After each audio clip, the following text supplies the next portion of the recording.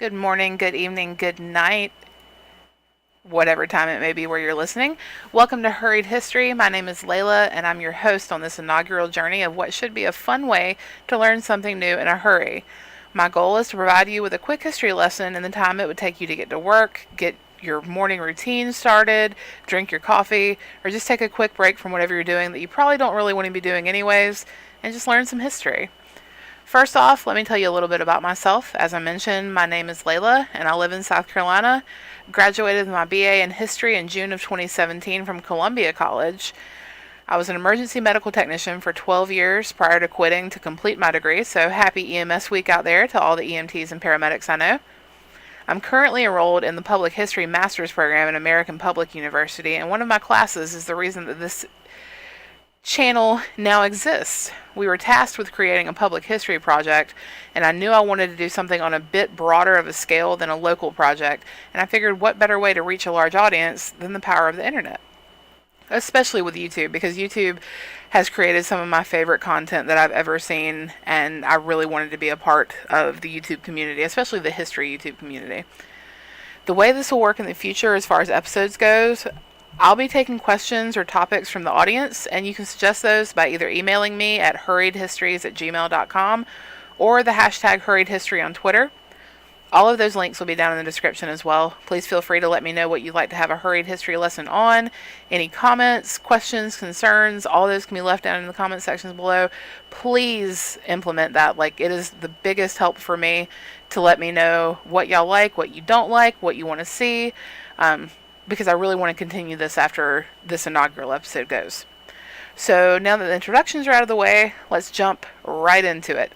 This week, I asked some friends of mine what they'd like to have the first ever hurried history lesson on, and one in particular caught my attention. My friend Vicky, she lives in Pennsylvania, she's a children's librarian, and she suggested the Troubles of Northern Ireland. It's not something a lot of people are familiar with, especially here in America, even though the Troubles were strongly influenced by the civil rights movement of Martin Luther King Jr. When most people discuss Northern Ireland or think back to what they know of the country, they immediately think of the IRA or the Irish Republican Army. You may associate them with violence, riots, ultimately as the bad guys who perpetrated and instigated much of the violence since the Troubles began. Definitely not the case. However, we're going to clear all of that up, let you know what started it, what finished it, what's still going on. In the 1960s, there were a series of civil rights movements that took place in America that the rest of the world watched through their television screens.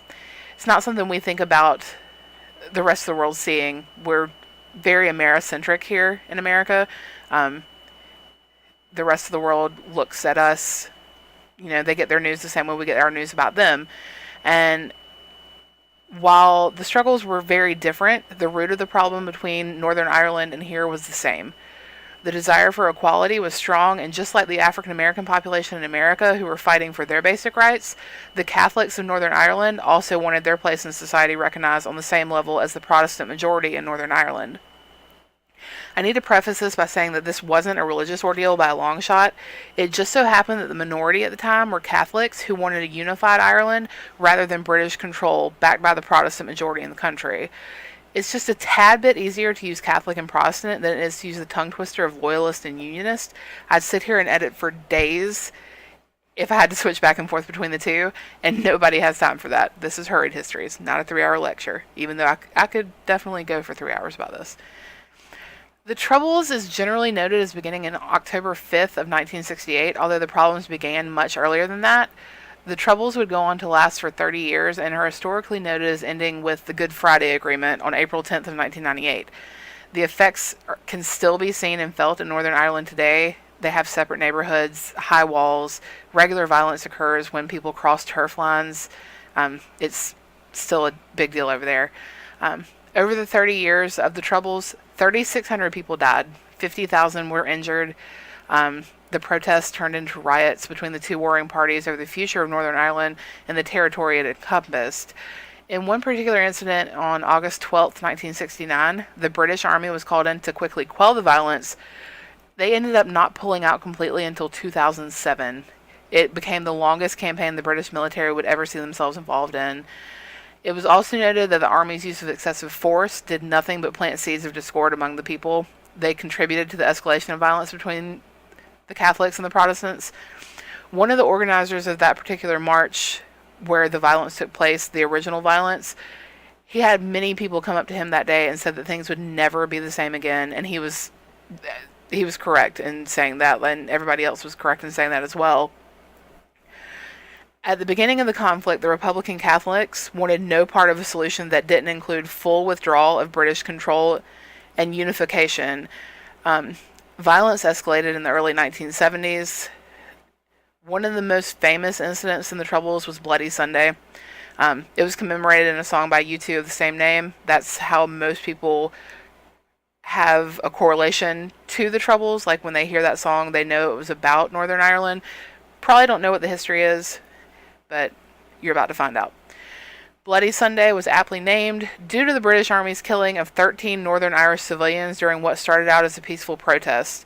It escalated when the Republican Catholic youth started throwing rocks and bottles at the British Army. They responded with water cannons and rubber bullets. They tried not to escalate it, but it escalated very quickly. The army was ordered to disperse the crowd, and a couple of the soldiers ended up opening fire onto the crowd, killing 13. And an inquiry was ordered, but nothing really ever came of it. The families went on feeling as if the government failed them and murdered their family members, which just widened the gap between the Catholic Republicans and the Protestant Loyalists even further. Later that summer, Bloody Sunday would be met with car bombings perpetrated by the IRA, and it became known as Bloody Friday. This is probably one of the most famous incidents during the Troubles and the ones that we know the most about. I'm sure you've been out at a bar maybe once or twice and seen somebody ordering an Irish car bomb. This is what it's talking about. It's really distasteful. A lot of people lost their lives that day. 19 bombs went off in a span of 80 minutes across Belfast. Killed 9 people, injured 130 more. The bombings caused Britain to take full direct control of Northern Ireland. And while the IRA blamed the bombings on British forces, that wasn't the case. Between Bloody Sunday and Bloody Friday, 1972 became the most violent year of the Troubles.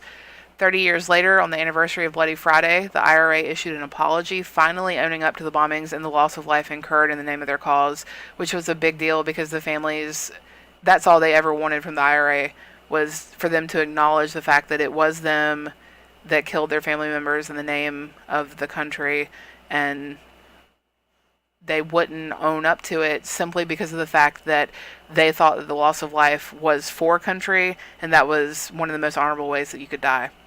But they were innocent people who lost their lives.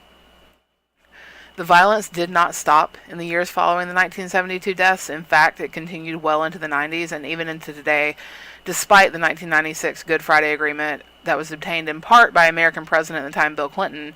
The Catholic Republicans, Protestant Loyalists, as well as the IRA and other paramilitary groups finally came to an agreement in which Northern Ireland would see itself freed from the rule of Great Britain until 2002 to 2007.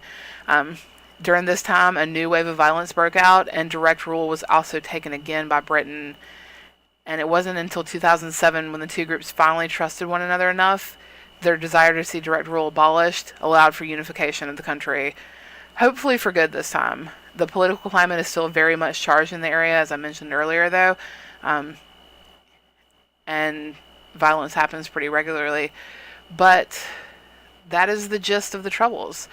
And although you could certainly dig much deeper into hows and whys of the conflict, you now know why it happened, what could happen again, easily.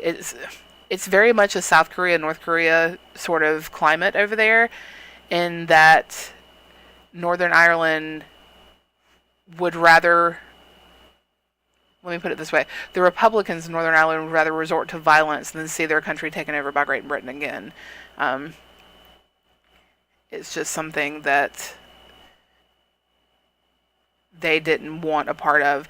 The UK especially, now that Brexit happened, the idea of Great Britain taking over Northern Ireland is probably not as big of a concern, but the United Kingdom in general, and the IRA and other paramilitary groups, as well as the Republicans, have fought really, really hard not to have unification happen again, um, much like America did against Great Britain in the 1700s.